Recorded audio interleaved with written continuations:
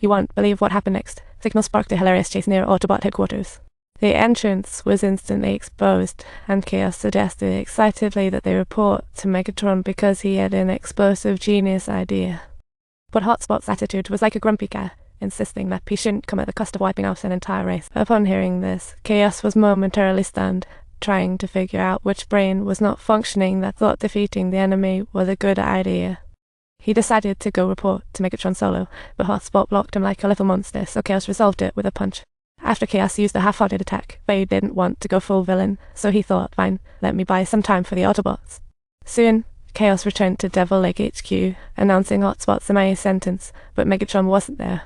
Megatron specifically ordered Shockwave to extract some information from Soundwave by exerting immense pressure, but instead of achieving its goal, this action only turned the entire situation into an even greater ordeal. Finally, Soundwave couldn't handle it anymore and begged for mercy, leading Megatron and the gang to Thunderhouse's doorstep to talk about a plot twist. This place is filled with countless Cybertronian who bowed out in the war, and while the Master led the revolution, Megatron twisted it into creative interpretation. Megatron ordered Soundwave to open the door, leaving him flabbergasted wilder than his dreams. I will never betray Ultraman. I'm steadfastly loyal, without any alteration. I really will betray Ultraman. I swear I will betray Ultraman. Really, I truly will betray Ultraman. I will betray Ultraman. It sounds just like my very own new motto, huh? I will betray Ultraman, seriously. I have no idea what I'm saying. I will betray Ultraman. My life choices are truly the worst they could ever be. Kai times omelette. Kai, look here, I'm demonstrating for you now how to stand properly. Online webinars. SharePoint, supervised by specialists. As Hotspot admitted, Hotspot left everyone speechless when asked why he did this. Hotspot coolly said exterminating Autobots wasn't his goal. Classic cover-up. Hotspot quickly launched missiles and transformed into jet mode, zooming off like a superhero, with the pursuers hot on his tails. Hotspot was as agile as a stunt performer, dodging every attack and then doing a pirouette to take out a stalker. Red Jam immediately blew a fuse, ordering an even fiercer attack, and Hotspot got hit with a roller coaster.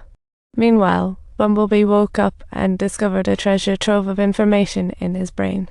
The key info was about the Master, and once he figured it out, he decided to head back to the Autobot HQ for another round. At this point, Optimus struggled to repair the space bridge, hoping Mirage would help, but faced hurdles. However, the repair wasn't so smooth, as the Predakan patrol team showed up earlier than expected. Spotted, they faced gunfire instantly. Knockout charged in, blocking bullets like a superhero to save an Autobot. As the pursuers charged again, Cordy swiftly raised her gun for a counterattack. Things were getting heated. Meanwhile, Optimus stood alone in the ruins of Tang Dynasty, excitedly calling out into the mist. At this moment, 3 colossal figures emerged slowly from within the shadows, and they were indeed the Guardians of Cybertron, facing whom the sense of mystery and awe was simply unparalleled, as if they had stepped straight out of a blockbuster movie trailer. Without hesitation, the guards declined Optimus' plea for help, talk about refusal of service. Though Optimus was utterly disappointed, he got a crucial message: the Master's agreement hadn't reached them.